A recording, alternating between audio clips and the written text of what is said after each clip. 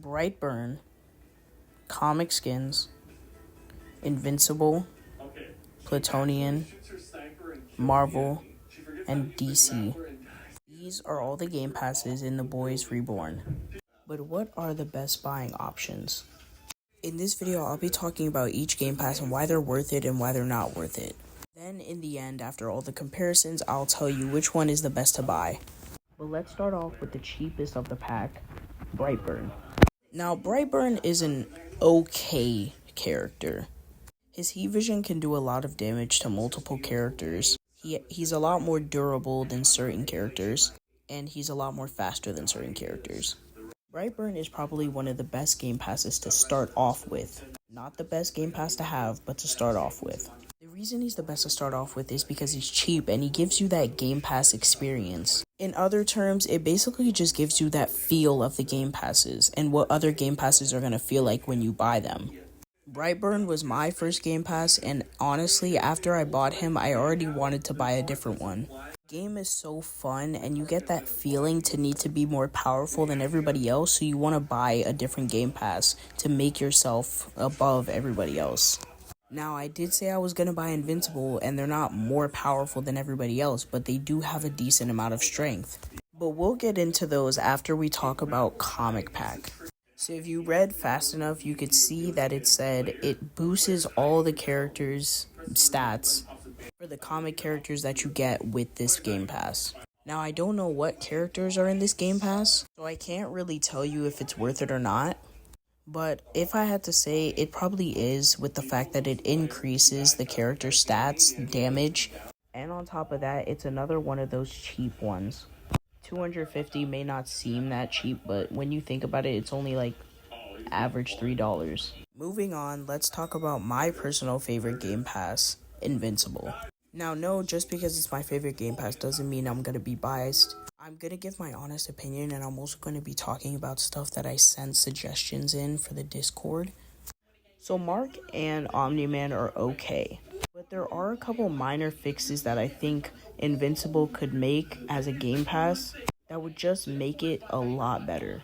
So for starters, and this is something that I also put in the suggestions for Discord, no offense to whoever made the Invincible morphs, but it could use a little more of like a revamp. I didn't really examine that much, but from what I saw from last time I looked at Invincible, he's literally, the front of his thing is just a yellow it's literally just a yellow square, and then the back is just a black square. Omni-Man's morph is I personally think Omni-Man's morph is perfect. But besides morphs, there are a couple downsides to Invincible and Omni-Man. Number one, they're not as strong as you would expect them to be. When you think of Omni-Man, you think of that guy who had to fight the weak on his planet just to assert dominance. And when you think of Invincible, you think of Omni-Man's son. Omni-Man is already as strong as is, and Invincible is also strong too. But the game passes in The Boys Reborn, the Invincible, it just doesn't give you that same feeling. Now, I'll admit, I've seen Omni-Man's punch like certain people, like certain characters, and they've done a lot of damage. But I feel like characters like Superman and them should take a little more damage from someone like Omni-Man or Invincible's punches. Next, we have speed. Now, pretty much every character in this game is about the same speed, but I feel like characters as far as Superman and those who have actually reached like really great speeds should be faster than the normal characters from The Boys. Especially people like Omni-Man and Invincible, who we've literally seen hyperspeed majority of the show. Another downfall to Invincible, and probably the last one that I could come up with, the healing factor and the durability. If you've watched Invincible, you've probably noticed that majority of the time that Invincible or Omni-Man get into a bad fight where they're bleeding, a short time after their fight, they're not seen bleeding anymore, but instead with just a couple of bruises that even after that eventually go away.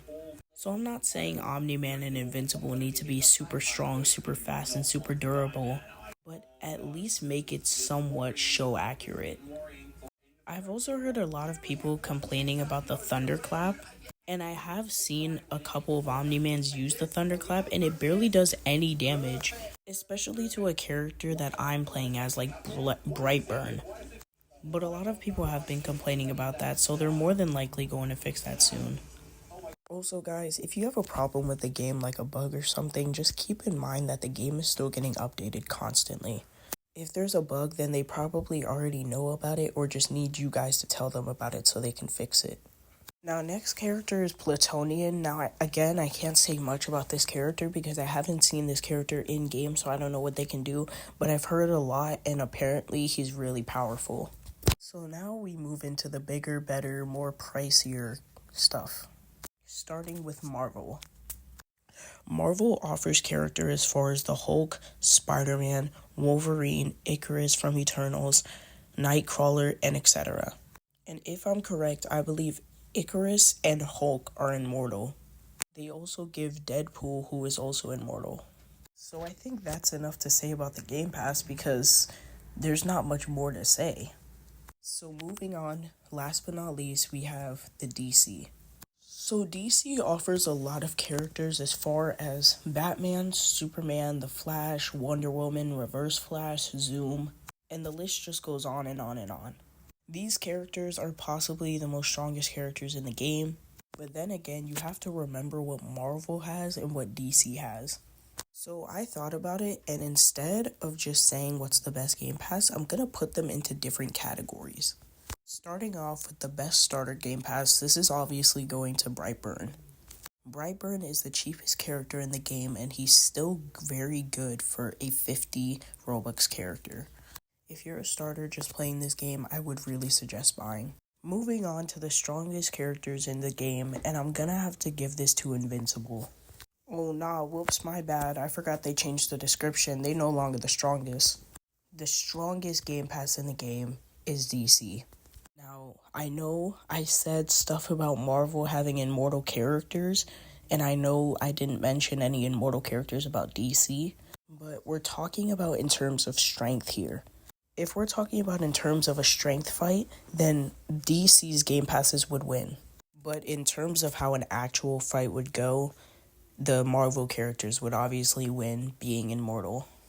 Now, unfortunately, I don't really have a category for Platonian because I don't know much about his character in game. So we're just going to move on to the best Game Pass in game. And I think we all know where this is about to go. The best Game Pass in this game is Marvel. There's just no debate about it. They have 3 immortal characters, and those characters are already strong enough as is. Take someone like Icarus, for example. I've gotten shot by his heat vision and taken down to like half health, bruh. Deadpool could literally attack you with his swords, and you won't be able to do anything about it because you can't hit him. So with that being said, Marvel is the best Game Pass in this game. I hope you guys enjoyed the video, and I will be uploading sometime next week. No, not even next week, this week, most likely, because this Thursday I am on spring break for the week after, and I hope to get at least a couple of videos out.